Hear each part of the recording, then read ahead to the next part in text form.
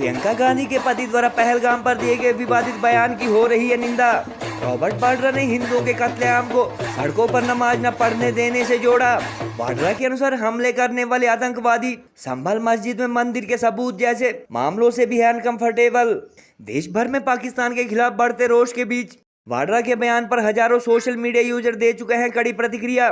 कांग्रेस शासनकाल में भारत का बंटवारा व 90 के दशक में कश्मीरी पंडितों के जिहादी मानसिकता वाले मुसलमानों द्वारा किए गए नरसंहार को लेकर भी सवाल पूछ रहे हैं सोशल मीडिया यूजर।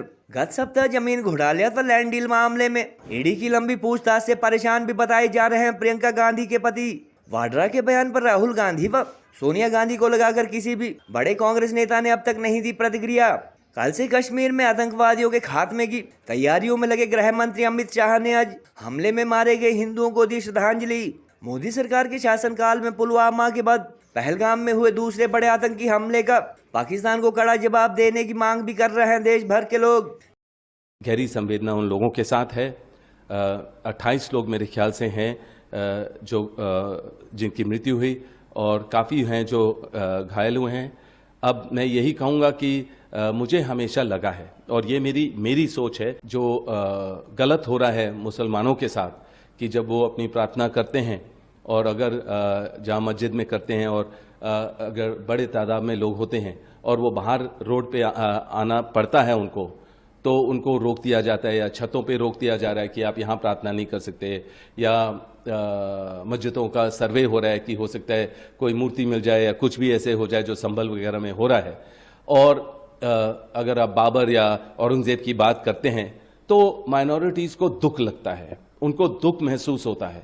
और ये जो इस तरह की ये राजनीति से जुड़ा हुआ संबंध है कि हमेशा ये रोक लगाई जाती है, और धर्म और राजनीति को मेरे ख्याल से ज़रूर अलग होना चाहिए, क्योंकि जब भी ये होगा तो मुझे लगता है कि जो ये गलत आतंकवाद का अटैक हुआ है वो होगा, क्योंकि अगर आप देखेंगे जो सबूत है कि उन्होंने आईडी देखकर उसके बाद उन्होंने चुना किनको उन्होंने मारना है या छोड़ना है, वो कहाँ से होता है? क्योंकि उनको सोच है कि मुसलमानों को दबाया जा रहा है।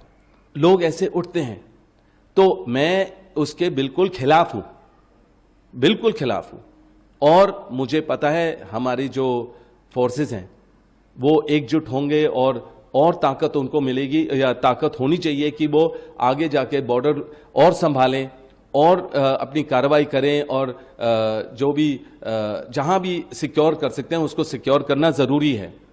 ये जो इक्तिसादी आज़ादी है कश्मीरी की कि वो अपने बलबूते पर कमाए, ये उसके खिलाफ एक अटैक है। ये चाहते हैं ये लोग कि यहाँ से टूरिस्ट निकल जाए और कश्मीरी जो है वो बगैर कमाई के, बगैर किसी चीज़ के जो है गुलाम बन के रहे। ये हमारे बच्चों के दुश्मन हैं, हमारी आने वाले नस्लों के दुश्मन हैं। ये टेररिस्ट लोग हैं। अल्लाह इनको गर्क करे, अल्लाह गर्क करे इनको कि जो निहत्ते टूरिस्ट को निशाना बनाए। क्या बोलते भेलपुरी खाने से मेरा पति साइड में था, एक इंसान आया उसने उसको गोली मार दी। यहाँ पे उसने बोला कि शायद मुस्लिम नहीं है, उसने उसको गोली मार दी। नहीं, आप टेंशन मत लो। अब बेटा आप यहाँ पे रहो, हम साथ में। ये यूनिट वाटर सर, ओके। ये हमारे देश पर आक्रमण है और देशवासियों पर हमला किया है। इसका करारा जवाब मिलेगा, क्योंकि हमारे आदरणीय प्रधानमंत्री मोदी जी, इन्होंने गृह मंत्री हमारे देश के जिनको कनकर कहते हैं और एक डैशिंग गृह मंत्री कहते हैं, अमित शाह, वो वहाँ पर गए हैं। का बदला जरूर लेंगे। ये हमारे कर्मठ गृह मंत्री और हमारे फौलादी इरादे रखने वाले हमारे देश के प्रधानमंत्री ये बिल्कुल नहीं छोड़ेंगे। ये इनको सबक सिखाएंगे और निश्चित रूप से घुसकर मारेंगे। स्वाभाविक रूप से इसमें हाथ तो अल्टीमेटली पीछे किसका है सब लोग जानते हैं, पूरी दुनिया जानती है, कहने की आवश्यकता नहीं है।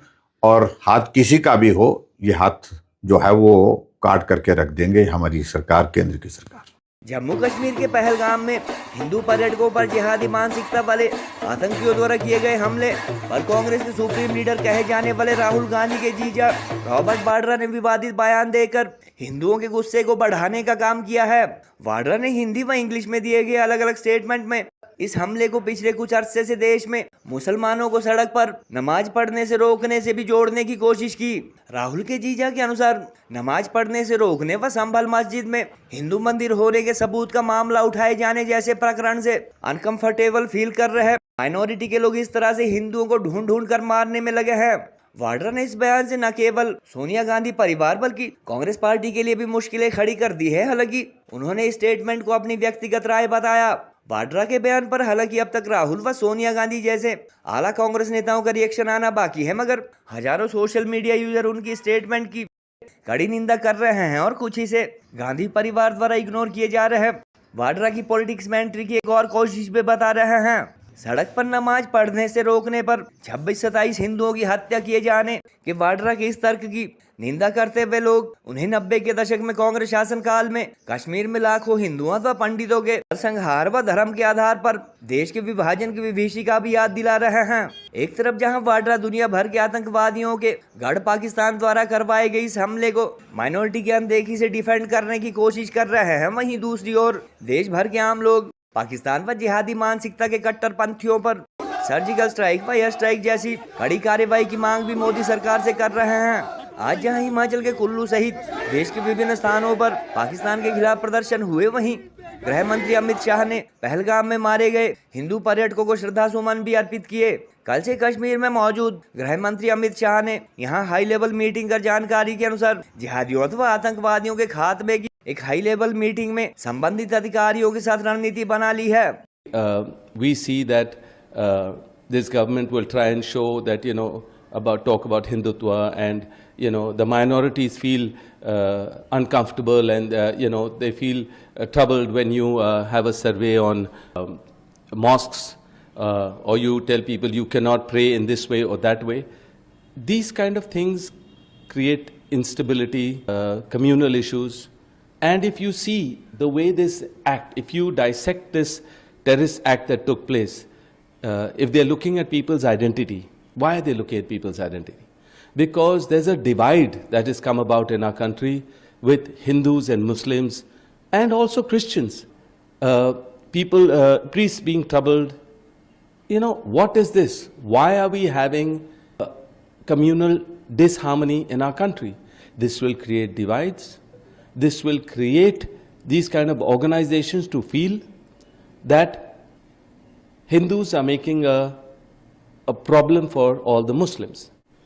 Looking at identities and then killing somebody, that's a message. Also sending a message to the Prime Minister of our country. Why? Because Muslims are feeling weakened.